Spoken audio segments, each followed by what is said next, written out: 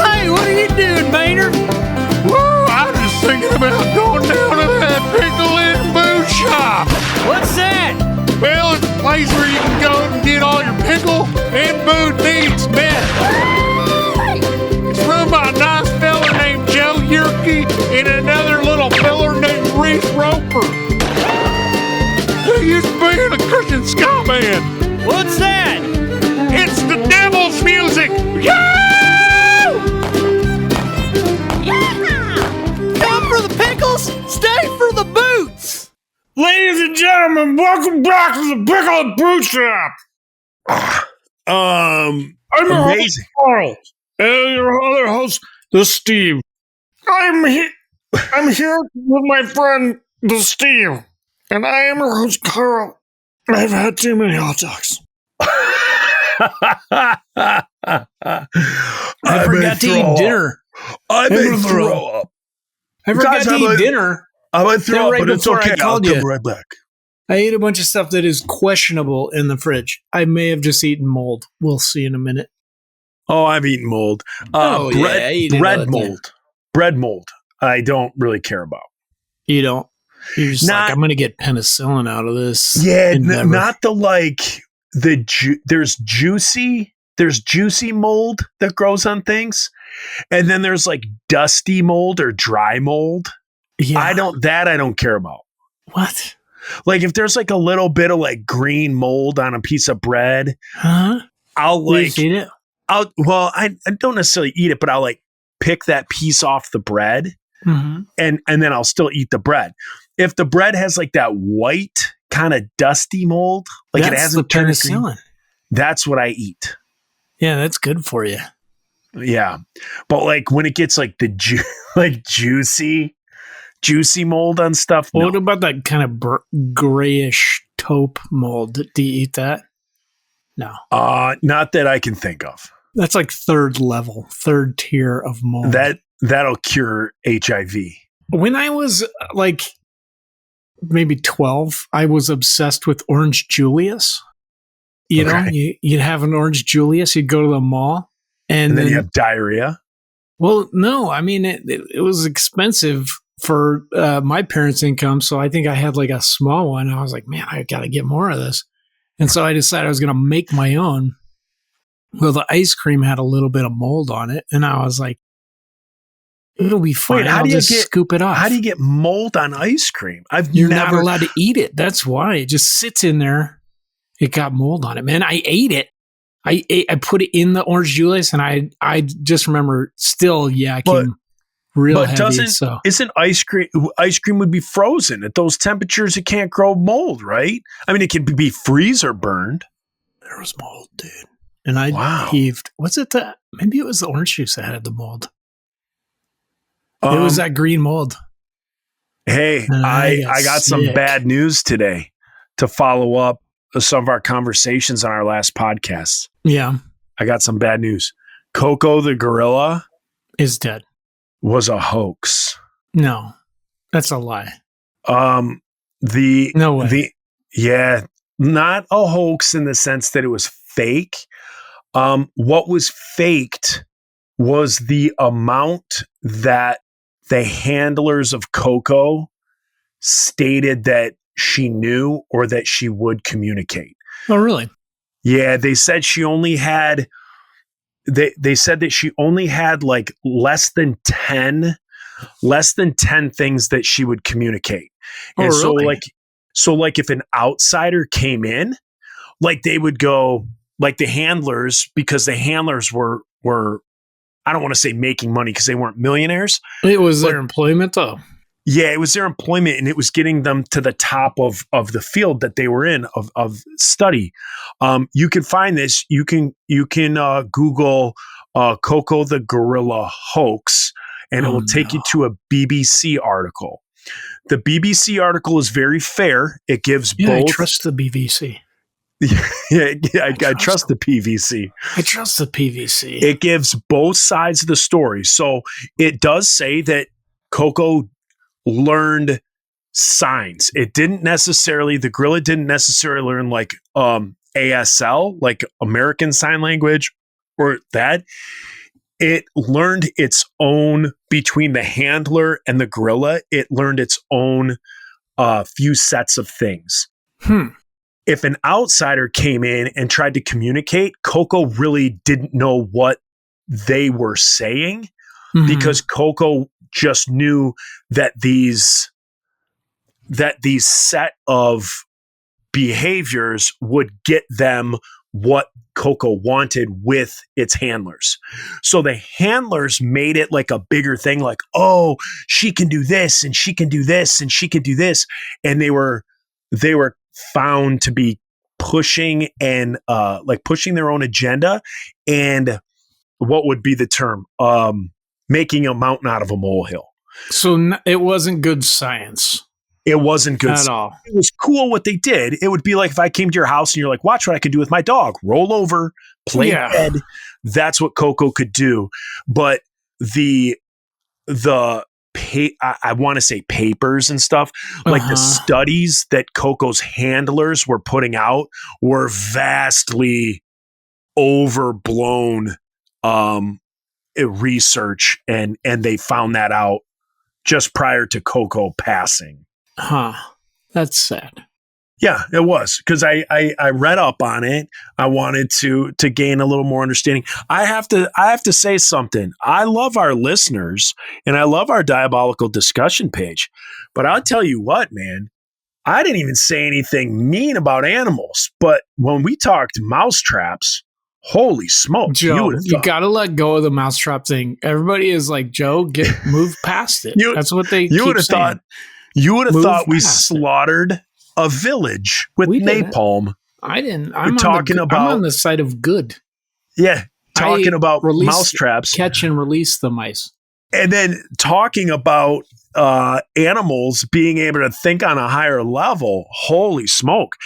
I had the interaction with William Thatcher that was previously talked about on our freebie. Yeah. And then I saw William Thatcher and somebody else began to get into it. It was and then some other people posted some books and stuff like that for me to read, but I'm not going to. But yeah, very interesting when it comes to animals. Our listeners are quite zealous. I love animals. Yeah, I do too. I just don't think we talked about it. Yeah. You don't think they have souls?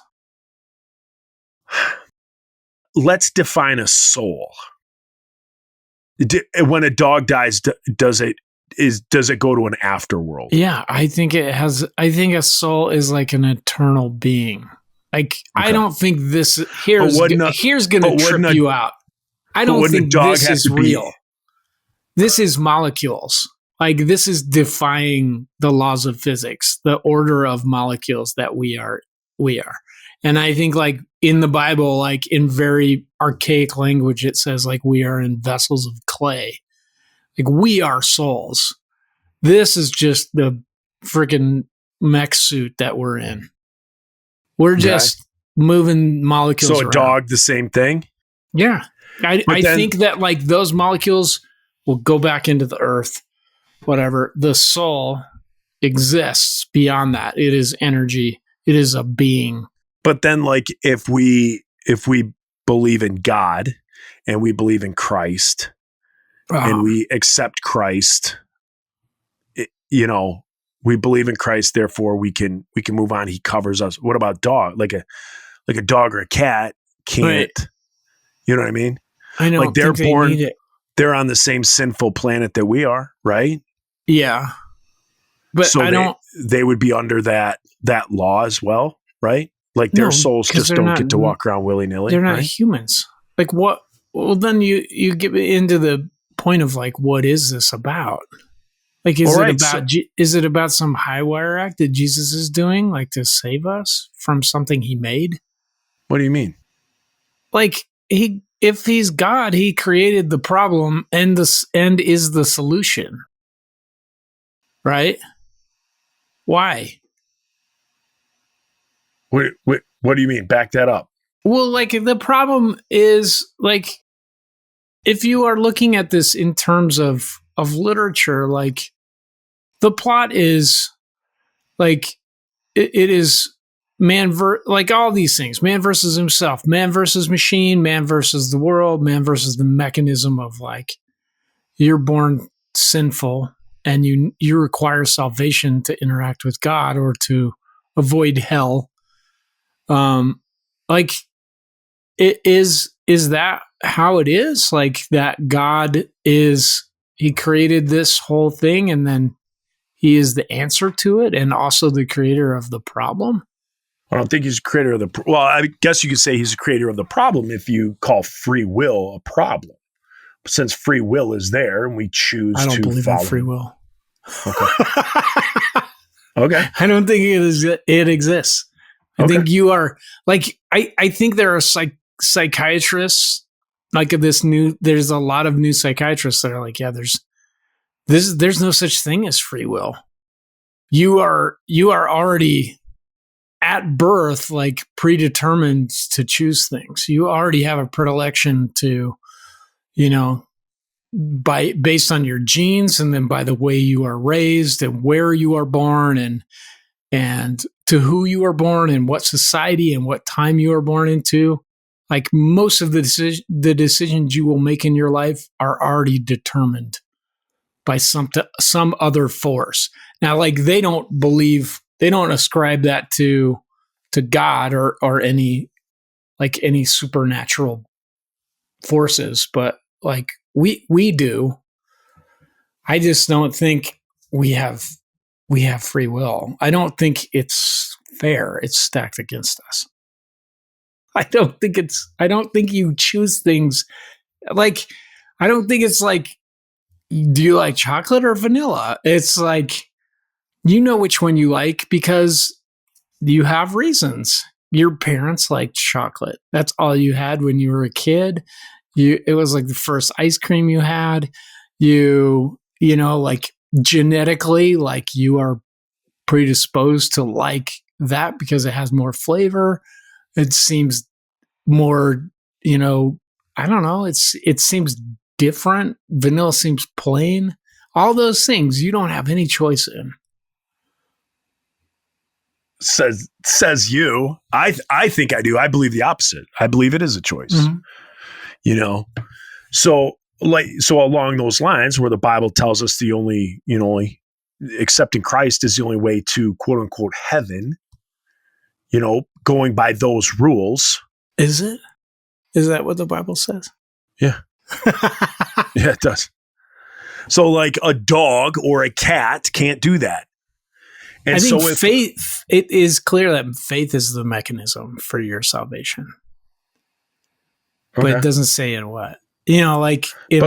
Paul in Romans talks about how like everybody before Christ, just what they believed was enough. Right? Like it talks about Rahab, who was an ancestor, like in the lineage of Christ, that she was a prostitute and she saved Joshua, right? She was this, like kind of Canaanite prostitute, and she saved them so they could get out, and then they fought the Battle of Jericho. Yeah. She was counted as like one of the great people of faith, and that she was saved by her faith, which was just like, these guys know God. I'm going to save them. Right, because Christ hadn't come. Right, but Jesus isn't in there. Like, where do they learn the mechanism of that? That Jesus is like, that God has set up God has set up the mechanism of salvation, that like he created this impossible Levitical law, Mosaic law that cannot be followed by any man perfectly. And there was, there was ways to get over it in Jewish law. You could go make sacrifices. You could go to the temple. You could do all these things. You could go, if you touched a dead body or you were menstruating, you could go give atonement, and you could do these things to make yourself ceremonially clean again, right? So, but Jesus did that. Like that's the teachings of Paul, was that him trying to rectify all of the Old Testament with what he had heard or seen of Jesus. Because Jesus was like, don't worry about this. And the only way that could function within the Old Testament was if he was that. Like he completed all of that. So that belief that he completed that is what Paul is saying is salvific. That's what saves you. But like Rahab never had that. Moses never had that. Like Moses was just like, I've got to save my people. I believe God is real and he's speaking to me, but has no idea that his soul is in peril. Or is it? It's got real deep. Which is, I mean, to me, some of the stuff you come up with, I'm just like, what? Because like I think to myself, like, all right, Reese Roper calls himself a Christian. Like he calls himself a Christian sometimes. Yeah. So like with that, there is the triune God, Father, Son, Holy Spirit. And then to hear you talk, I'm like, well, I talk crazy. What is this? Yeah, you do sometimes. So I'm like, what is he talking about? Well, so like when you grow up with the, or not even grow up, but you hear and you believe in the foundation of Christ, and there was the Old Testament, and then Christ came. Christ was the atonement. Christ was the bridge. The only way to the Father is through me. Those types of things. Right, but so then what about all the heroes of faith before that? Like, I mean, the simple answer is I want to say they're grandfathered in because that was pre-Christ. How do you think they're grandfathered in? Because of what the law was before Christ. Like they did what was asked. And then when Christ came, then it was, to believe in Christ and things like that. Otherwise, like to a certain point, like basically what you're saying is just kind of like Jewish law. So like you wouldn't be Christian, you would almost be Jewish. Like you just believe in the first like 5 books of the Bible. And then everything after that, like if you don't believe Jesus is the savior, if you didn't, if you don't believe that, if you just believe, oh, he was a really good dude and he was a really good prophet, but you're either all in on Christ or if you just think he's a prophet, then that's what you know what I mean? So that's not falling under what I would call, Christianity as we know it, and whatever. Well, it doesn't make you be in the club, but like I don't know what that means. You're not a Christian, but you believed like they. I like the example of Rahab that Paul talks about in Romans, is that like, because the other people arguably were very Jewish, like they had some sort of law. Even Moses, like he was given the 10 Commandments. Abraham like interacted with God. Moses heard God, didn't have a lot of rules, just was like, all right, man, I'll build this boat. I heard it. Like that was all the law he got. I'll build this boat, and then God is going to provide, and he will. Somehow Moses was seen as righteous and everybody else wasn't. And like, so he's counted as righteous. Moses is counted as righteous. Rahab, knowing like, is very not Jewish, just believes like, well, I think these guys have a pipeline to God. I think what they believe is right. Or not even that. Just like, I don't want to see these guys get killed. Like this whole thing, I'm not into. I'll get these guys out. And then she is counted as righteous. Like she is saved. That to me is fascinating because, like we in church keep hearing like, you gotta get your life right. You gotta give your life to Jesus. You gotta get your life right. Jesus is the only way. This is the only thing. This is the only thing. She had no idea who Jesus was. She probably had no idea who God was. Jess was trying to do her version of like, this seems like the better choice, and was counted as like a righteous Gentile or a righteous person. in Jewish faith, to Paul, who was like the keeper of Jewish law until Jesus appeared to him. And I love that because I think that if that is part of God's story, that anybody can be in it. And it doesn't have to mean like you meet Jesus the way that you and I did, that we hear about Jesus growing up, we go to church, we do, we have a moment where we pray a sinner's prayer and we see him. Like that mechanism of Jesus being God and also man, and the only way that all of that Levitical law could be fulfilled, the only person in history that could have done that. That's the mechanism. I think that's what's amazing, is that like Jesus fulfilled that. He did it and then was killed for our sins. Like in that way, God is able to like mathematically accept us as his adopted children. So that, I believe, had to happen to Rahab or Moses or Noah, but it was definitely not while they were alive. At some point, I feel like that mathematical equation was presented to them. Here is what the world looks like. Here is this impossible law that God has set out for mankind. And here is the one way that this can be, this can happen, is that I become a human and do it for you. And they saw it and believed, and then they were saved. That's what I think. But going back to what we were saying, I don't think this is real. I don't think this is real. This is just containers for our souls. It's just molecules. What's real is our souls. And I don't think dogs and cats need salvation.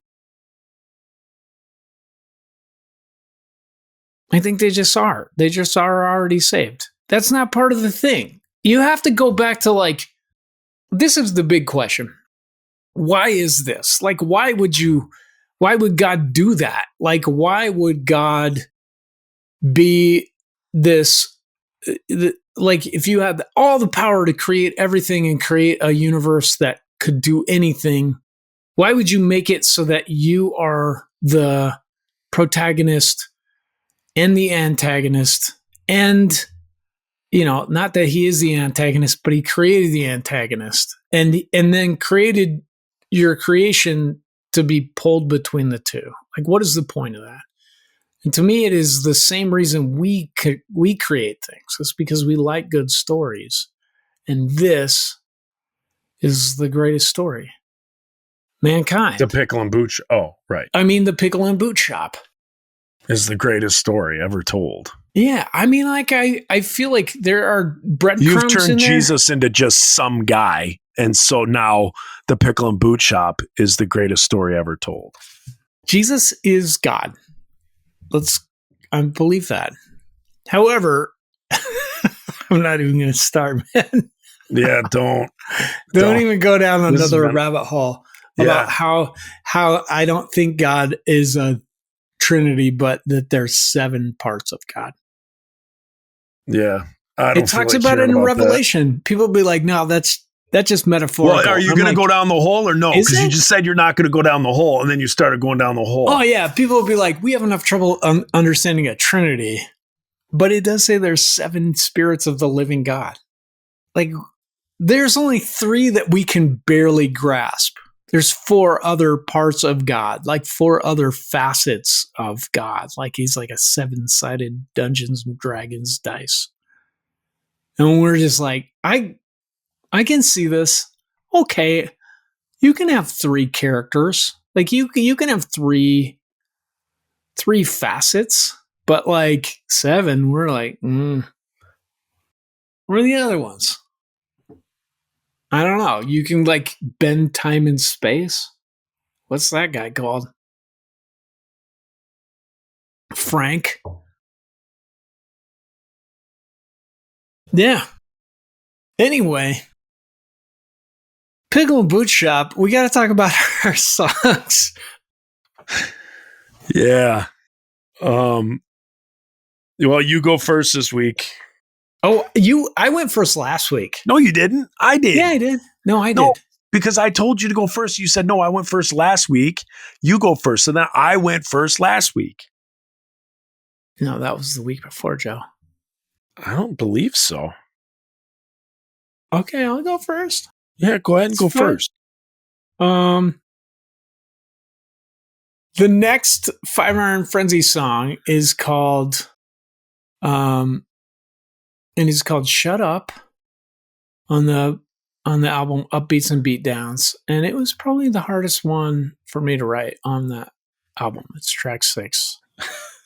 The last 4 seconds, and the lyrics, I don't know. I don't want to brag, but I sometimes I just have like the best ability to remember lyrics, and I can always just pull this one, all the lyrics, just like you asked me, like, what's the second word of that song?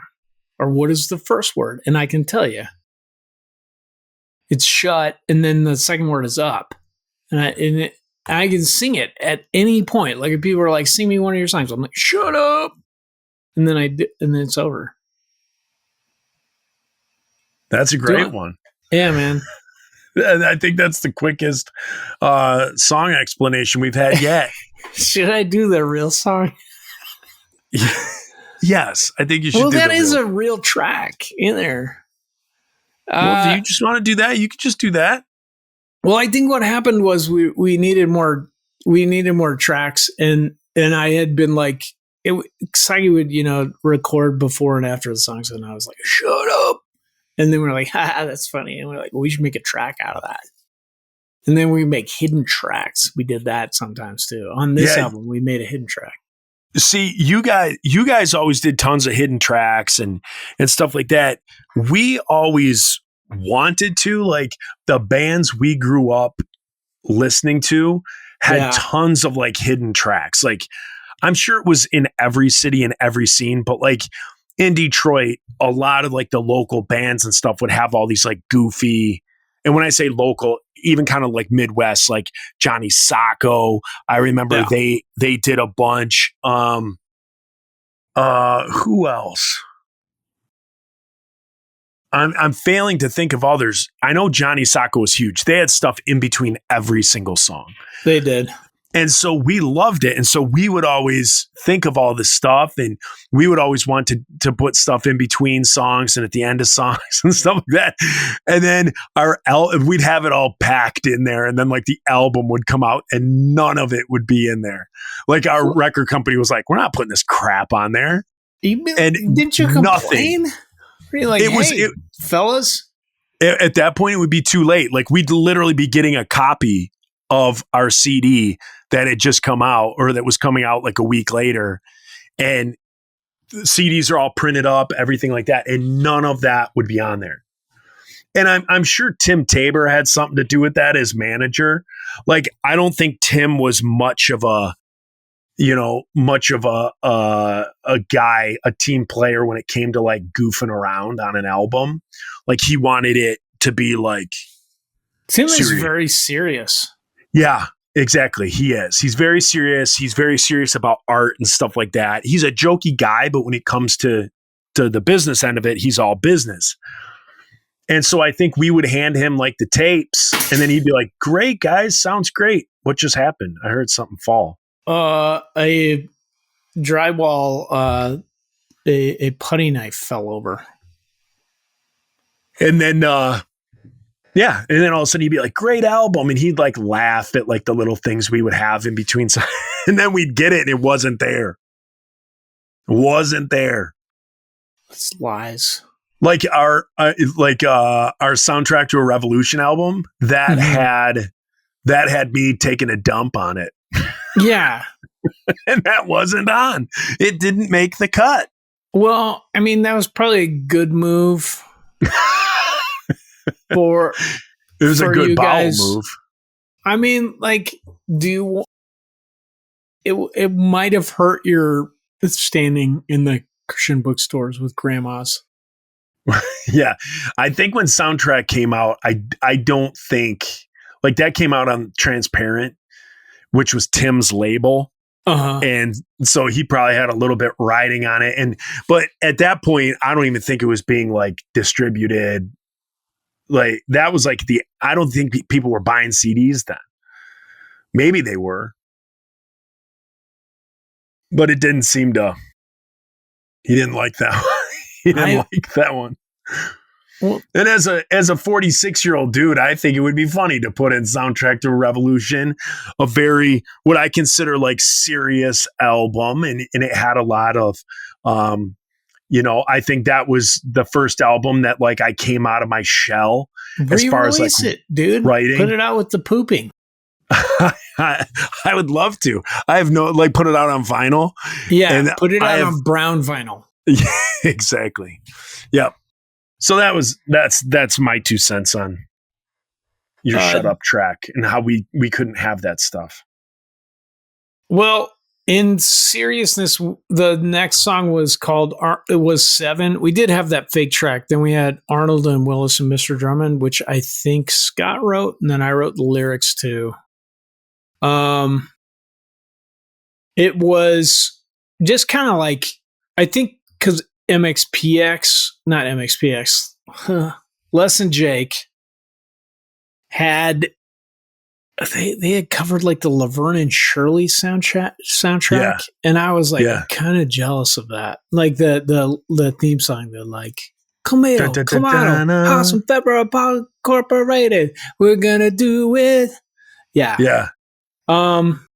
So to me, I was like, man, I wish we could do that. And so when, again, Scott handed me the tape of this song, or we were jamming it in practice, I felt like it seemed like a theme song. Like it was like the theme to a TV show.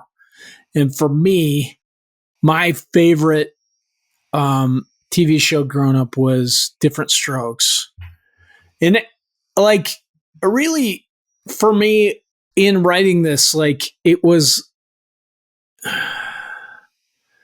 cathartic in a way, just because like I feel like I grew up in this town. I grew up in this teeny little town, Steamboat Springs. There was one black kid. His name was Richard. We were all like by default racist because we were just confused by the fact that this kid was black. And we'd say the most racist things because he was the only black person we had seen. So we'd be like, Richard, can I touch your hair? Or why are your palms lighter than the rest of you? You know, like all these questions that like super sheltered white kids have about black kids. So that came out. And then we moved to Denver, and it was like Denver is one of the first cities that integrated busing. So there's tons of black kids in my class then. And then I went to a mostly black high school. And so like my stepping stone of being like just this sheltered white kid from the mountains of Colorado went like here, and then like way up here, and then like super way up here, where it was like, not only am I like around black people all the time, but like I'm being like so many times I would be like picked on because I was a white kid. So like I experienced racism as a white kid. I got my ass beat, you know, like I got jumped by Bloods, and I got 6 stitches because I was just this goofy white kid in the wrong part of town. Things like that. I just feel like what prepared me for that was Different Strokes. I didn't know, like I wasn't around black people or black culture, and I think that that's what that show's about. It's like about blacks and whites accepting each other and loving each other and being in a family, and I thought that was magical. You know, me as coming from like a broken home, seeing this family come together of like Willis and Arnold, and then Kimberly and Mr. Drummond. So cool. I don't know. I really loved that show as a kid, and I think it was because it seemed like a family, and I think it prepared me for what was going on in later life. So then I was like, oh, if I'm going to write a song about a TV show, it's this one. So, it doesn't seem like it's about anything to anyone but me, but it's totally just this talking about Arnold Wilson, Mr. Drummond, and trying to be funny. But to me, growing up, like that show was very meaningful. And so there you go, Arnold and Wilson, Mr. Drummond. That was a good show. Man, I remember that, watching that as a kid. And then it's like you went through like the 80s and 90s, and like everything was like child actors out of control, and Dana Plato, and who was the dude who played Willis?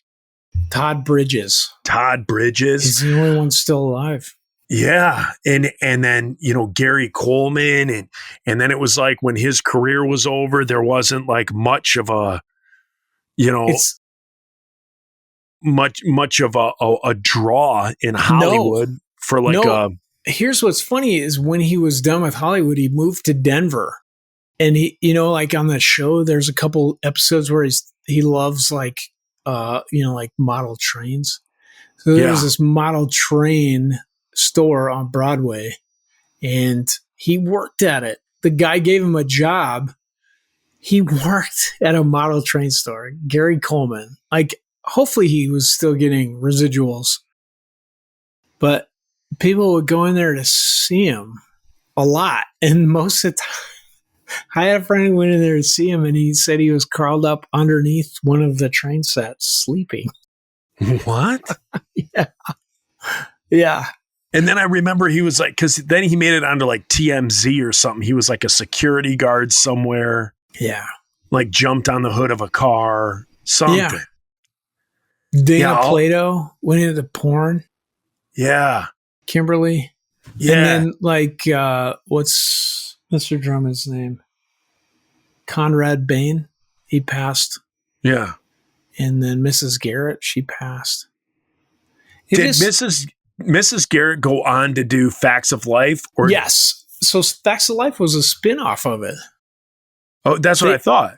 Yeah, because Kimberly wasn't that like the school that Kimberly attended? I think so. Yeah. Yeah. But I don't know. That show had a lot of impact on me, and that's why. Because it was about a family, but it was also like this kind of mixing of Black people and white people that it meant a lot to me. So what about the episode where the guy at the bike store with a pedophile? Do you remember that one? Yeah. That was the scariest episode.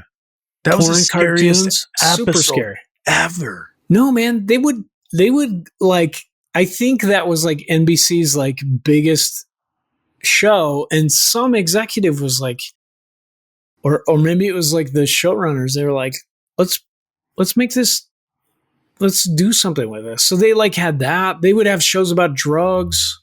They had like, remember Nancy Reagan was on it? Yeah. I remember like Facts of Life and Different Strokes, like once a year would have like a warning before the show, and it would say like, this is mature content or something like that. Yeah.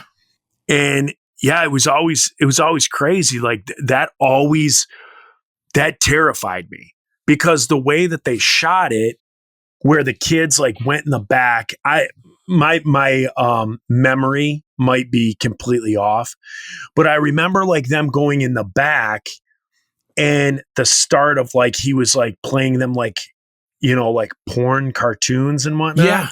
And then he touched the other kid. Yeah. And then didn't Gary Coleman, his character, leave?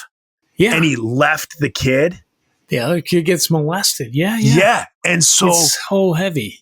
Yeah. So that's what always scared me, was like the what wasn't seen. Like I knew Gary got out of it. What was Arnold?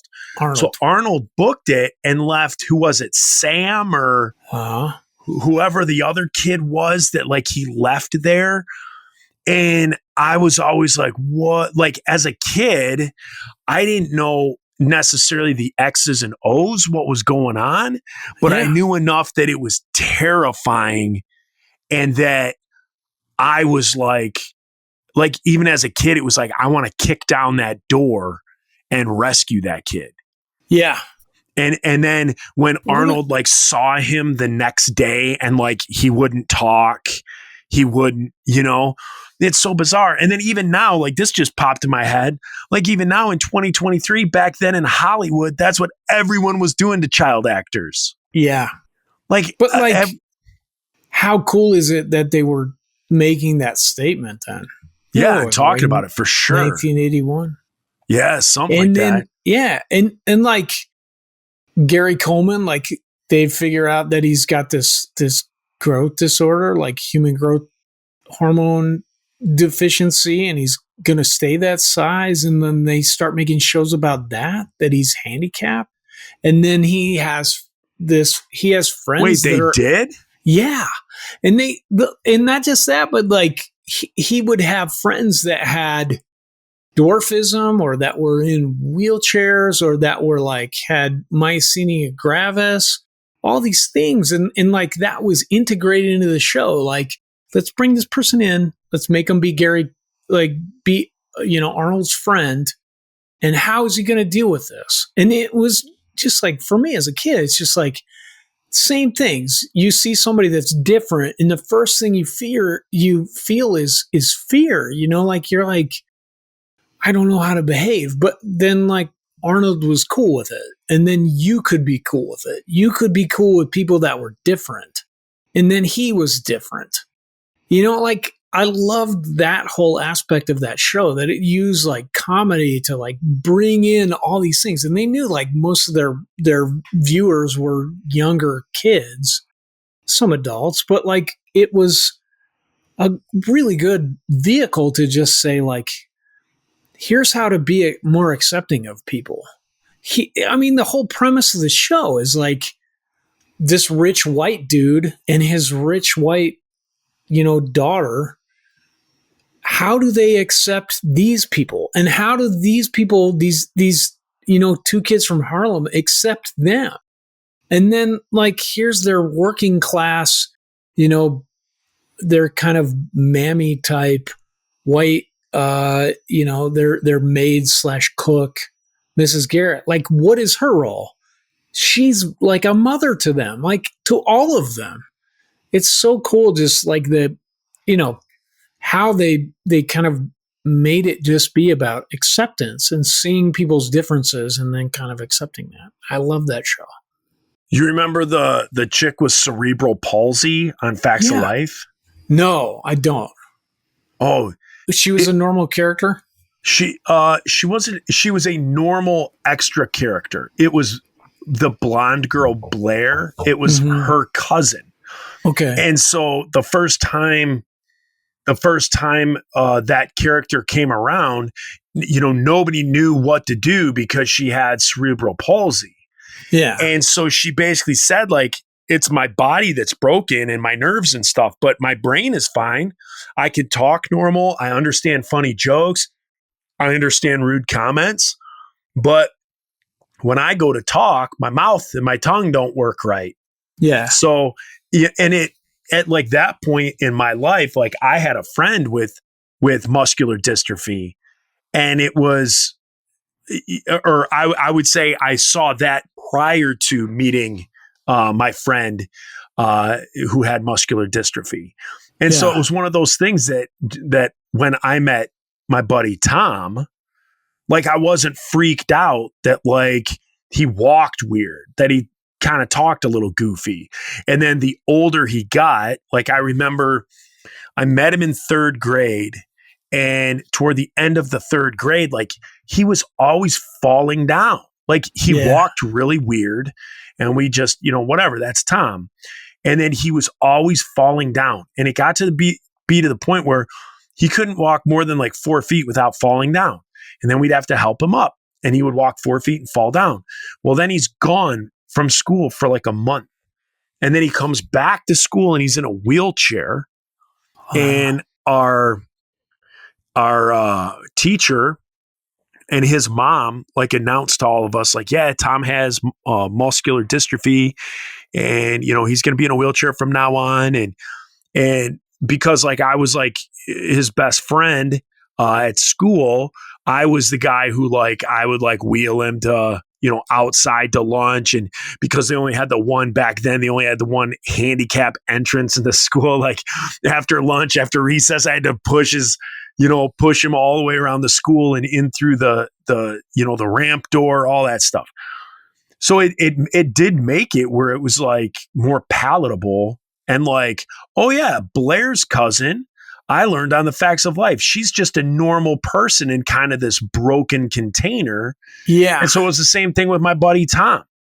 And to go even further, what I always thought was odd was my buddy Tom, when we got to junior high, again, I know muscular dystrophy is like the brain is fine.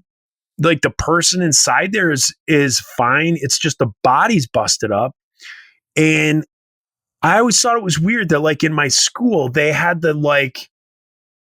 they called it the POHI program, POHI, physically or otherwise handicapped individuals. Okay.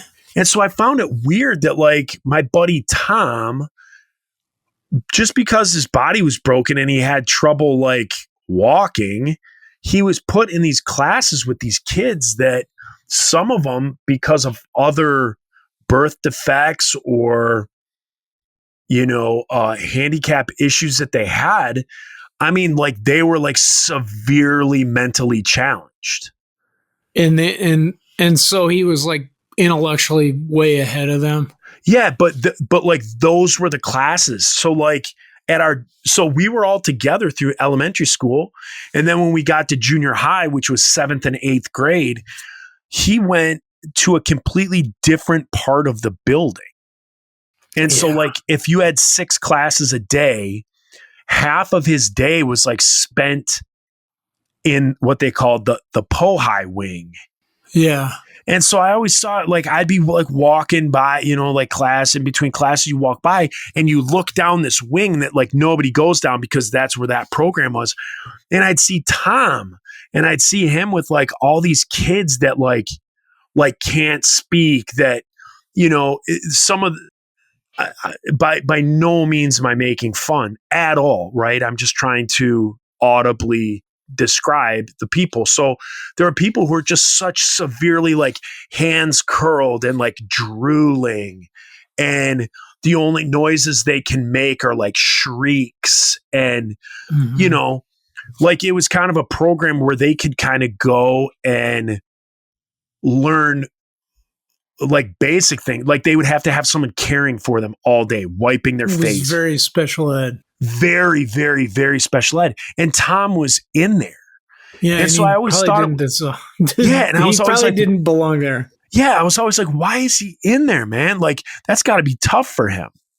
I feel like, sorry, man. I just think that good. Like schools have evolved a bit, like where they're like, and especially society where we're like, that kid in the wheelchair, if he's functioning on the same intellectual level as the other kids, bring him out. Like he should be with the other kids. Exactly. I just think like society back then was like, you're handicapped. Go with these other kids. This is the category you go in. Exactly. And now like you can't walk. You're in a wheelchair. Therefore, you're in that class. Yeah. And I think that like, this was part of that awakening. Like these shows, I think that really just like was kind of the birth of us as like Gen X being like more inclusive to everybody, like trying to be like, hey man, you need help. We're going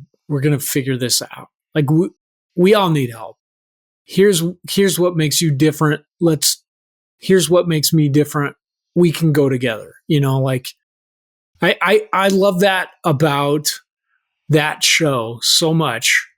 And circling back, that's why I wrote it. That's why you wrote my favorite show when I was the answer to the Shut Up song. Yeah.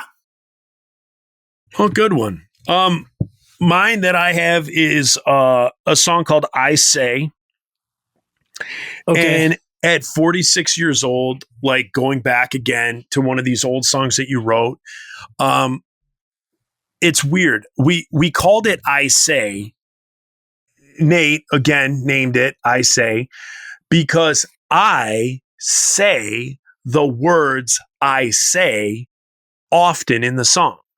And have you ever everybody kind of has that old timer, that old head in their life that's like, yeah, I seen this guy down at the store, and the guy says to me, and there's always a guy in your life who that's how he talks. That's how he tells stories. Because he always goes, so the guy says to me, he says, and then I says to the guy.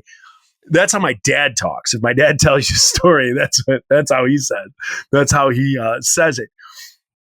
I have no idea why I don't talk like this. I don't sing other songs like this. But for whatever reason, this song, when I wrote it, it basically the song in just breaking it down, it's two major verses. One verse is about my frustration, I guess, at age 17 years old is like talking to people and you're a Christian and they're not, and they don't understand where you're coming from. So like the first verse is kind of like, you don't understand the way I talk. You don't understand why I pray. You don't understand this. You don't understand that. And it was like frustrating. But then the second verse of the song is like what I can't, like why I don't understand mercy and grace and why God deals with me. And I don't understand why he does that. I don't understand why he puts up with me. I don't understand why he forgives and all of these things. So that's the basis for what that song is. It's a very, very 17-year-old suburban Christian kid's song that was written. What's kind of sticks out in the song is the title for it. What Nate titled it was I Say, because for whatever reason, when I went in to start recording it, instead of just going in there and going, I can't understand why you treat me this way. You don't understand what I read and stuff I say. I start saying I say all through the song. Uh-huh. So if you listen. So he just hears that? Yeah. And he's like, let's call it that. Yeah. He's like, Joe, you say I say, the phrase I say about 40 times in the song. So when you listen, it's ba ba ba ba ba ba ba, and then I go, I said I can't understand why you treat me this way. I say you don't understand what I read and stuff I say. I say you come around saying that you want to get away. Like everything, I'm either starting or ending a line with I say. And I have no clue why I did it. It's not written in the lyrics. It was not written on the lyric sheet to sing it that way. But when I got in the studio, put the headphones on, it's like it came out as part of like the vocal pattern, as part of like this rhythm. And that's what it was. So it was like this and we still sing it to this day. I mean, we're singing it on Sunday. Are you really? Yeah, it's always kind of been one of our songs that have always been like a staple from Motor City Ska. And when we put the set list together for these kind of reunion-y shows, it made the set list for that. I don't know if it'll make it for Furnace Fest. I don't know if it'll make the half-hour set list cut, but yeah. So that's kind of mine is again, it's the standard. I feel like it's a standard thing. Like as we move into other albums, I know I'm going to have more to say because those other albums were written when I was a little bit older. They're written with a little bit more life experience behind me. But when you go from, suburb kid where, you really don't have any complaints and you're just, at that point, I hadn't even been out in the world, like with the insiders. It was literally a suburb Christian kid writing about what he sees and experiences every day, which isn't really much. So when you read those lyrics as a 46-year-old, and I know we talk about this all the time, it's cringy. They're cringy. You know, as a 46-year-old, but if that's something that like my daughters brought to me as lyrics, I'd be like, okay, you know, you're writing it from your point of view. The fact that it's my life, they're a little everything off of Motor City Ska is just a little cringy. A little, but you feel like you grew off that. Yeah, for sure. Yeah, man, and then you start getting how I feel about Exhumator. I'm like, same. First album, or not album, but like first chance at this, and you kind of got to get it out. Yeah. It just sucks that you're getting it out in public. Yes, it does. It's like back to child actors growing up in the public eye. It's very embarrassing having all that stuff, and you know, for people to, you know, so here I am, a 46-year-old. If people at work find out that you're in a band, and then they go and the first thing they pull up is Motor City Ska. Yeah. It's like they know the 46-year-old who they've had conversations and you know, conversations with, and they know who the 46-year-old is, the 17-year-old who wrote those songs, and you give it a quick listen and you're like, oh, this is garbage. It's like, well, it's 1996, man. Like, cut me some slack. But then I have that at work where they'll be like, what, you know, and you'd think I'd do better. They'd be like, what, how's your band? Let me check it out. I'll look online, and they just see me eating handfuls of mayonnaise. Yeah. Or dancing like you do. What do you mean? That's what I'm the most proud of, is my dancing. Yeah. But have you seen it? But it's real good. It's just goofy. Like I always know when someone's like, well, what band are you in? And they lift their phone up. I'm like, here we go. Here it goes again. And they're like, spell it for me. And they're on YouTube. And you're like, oh, here we go. Jeez. Like, here we go. So that always drives me nuts. And so when we go back over these songs again, like as we move on, and it's like Motor City Ska came out, and then we as the Insiders started traveling. We started traveling with people from different states, and you might be sitting there, and if you've rarely left your home state, you might not know any better. But when you start traveling around, there's definite differences in Christianity, the way things are, the way that like church culture is in different areas around the country. You know, California was always completely different than the Bible Belt, the Midwest. You know, it was nuts. And then like Florida was a lot different than like the East Coast and things like, and then down south, it was just completely different than even the Bible Belt in the Midwest. So it's like once we started going to all these places, and then just like life experience, you know, so that first Motor City Ska album, it's more 17, 18-year-old Joe singing about how cool it was to be a Christian. And then it's the albums that came later that it's like, okay, well, now I'm going to start to address like the relationship with my dad.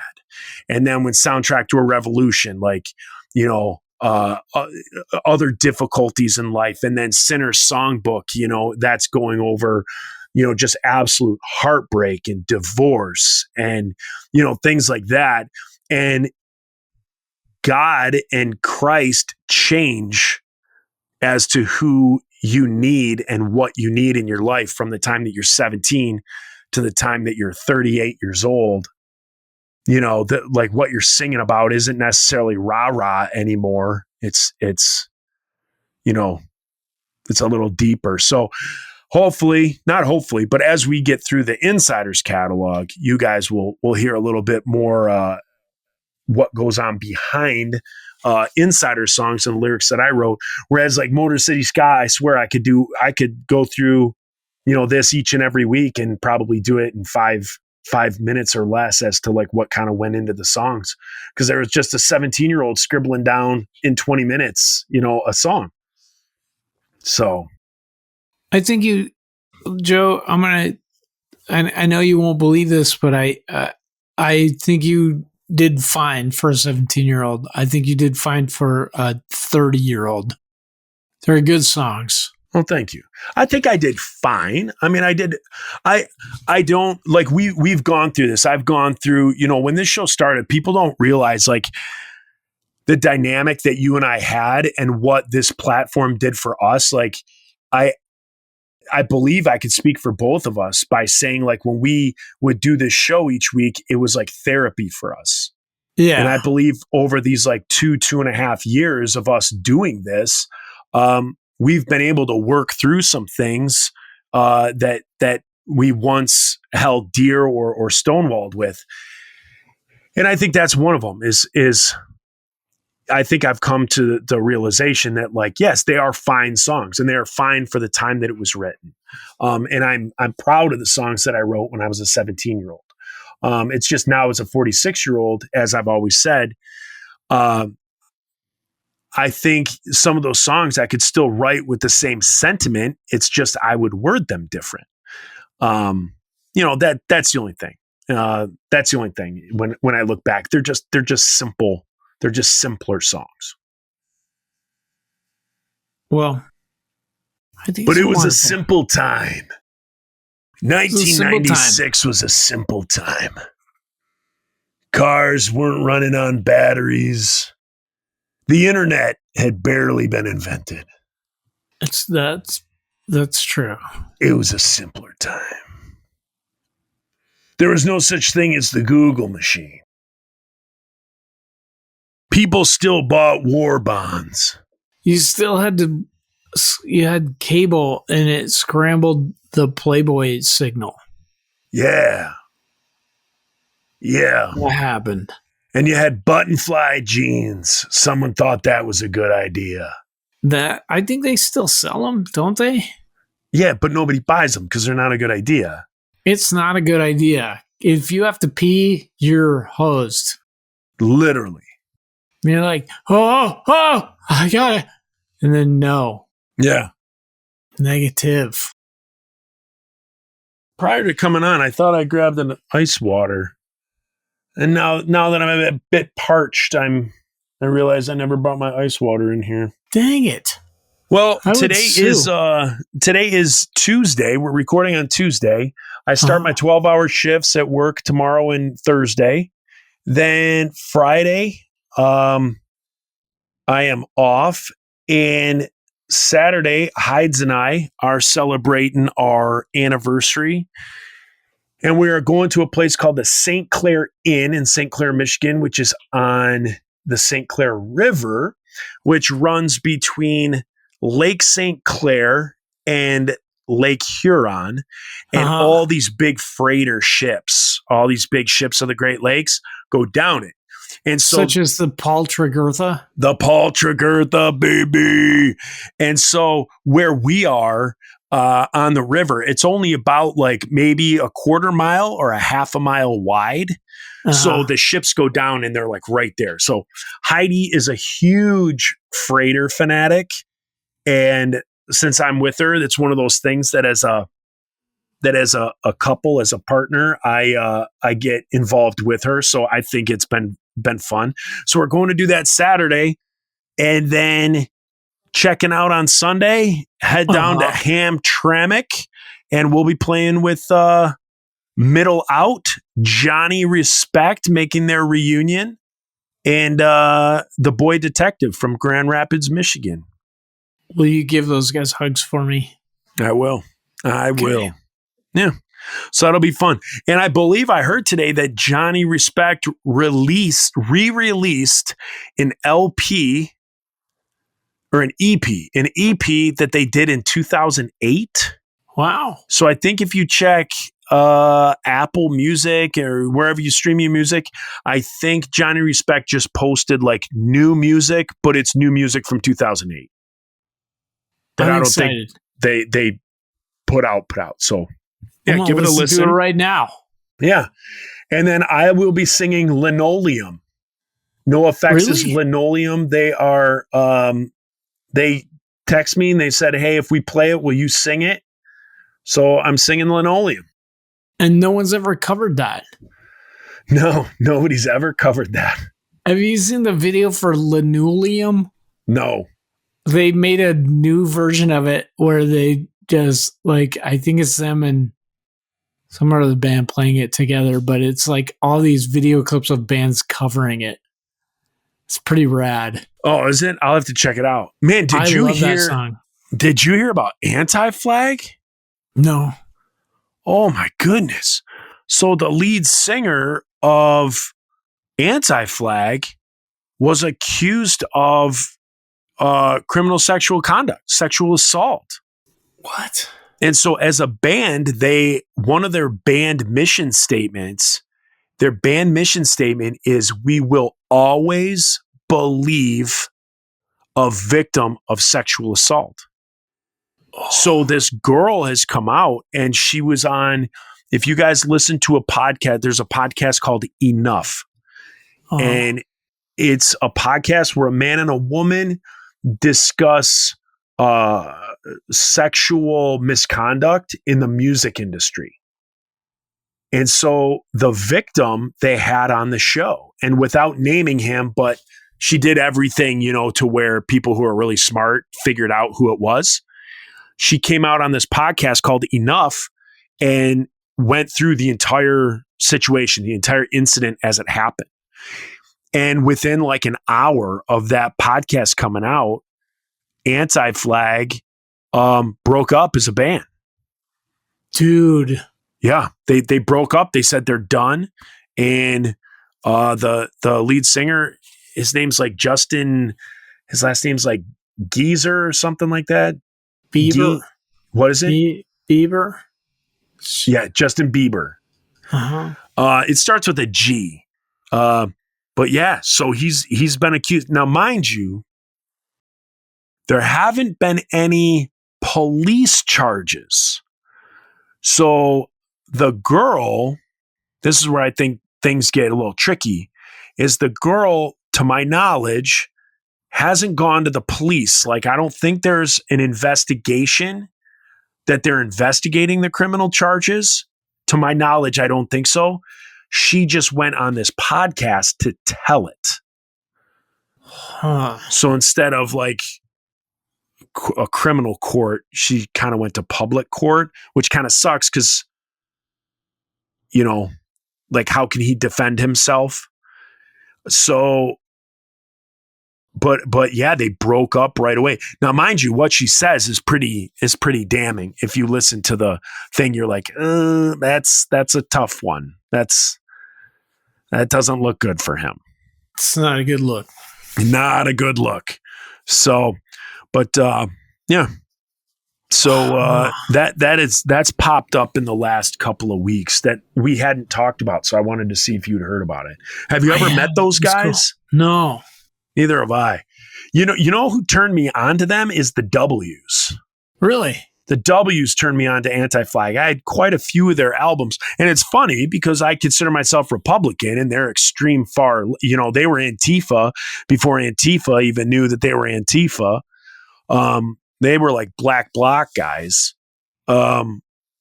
extreme liberal, but I loved their music. Yeah. I loved them as a band. And now it's kind of that weird thing. It's like Michael Jackson. I can't really listen to Michael Jackson anymore, knowing the issue with the kids and all the allegations and all the documentaries that have come out about it. It's tough listening to Michael Jackson. So now it's like, it's very tough listening to Anti-Flag when all that stuff has come out. So I gotta listen to it. I don't even know what you're talking about. Oh yeah. Yeah. When you're done, just Google Anti-Flag and article after article after article is going to come up with them breaking up. And then, like I said, the podcast is called Enough. And it's about sexual, misconduct and abuse in the music scene. Yeah. So. Piece of pizza. Speaking of which, I'm going to go have a piece. Oh, man. You're so lucky. With your lactose tolerance. Yeah. I want a calzone so bad. Do it. No, man. I'll have to eat it on the toilet. Do it. Okay. Just plan ahead. Plan ahead. Sit on the toilet. You gotta get a blood transfusion for all the blood you'll be shitting. Just sit on the toilet and then have a TV tray with your calzone on it, and then go nuts, man. Just watch Disney Plus in there. You couldn't like take like a Lactaid or what's that stuff called? And it doesn't really work. No, not really. There's not like probiotics or anything that can help with that stuff in your gut. I tried that too. I got a guy. My doctor. I got a guy. My doctor referred me to an allergy specialist. So I gotta go see if it's like a milk allergy or just lactose intolerance. Oh. Fun. All right. Well, I'll smell you later. Smell you later. Get a job. Yeah. You too, you hippie. All right. Dirty hippie.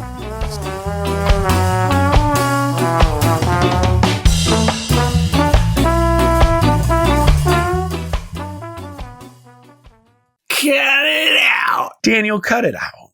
Daniel.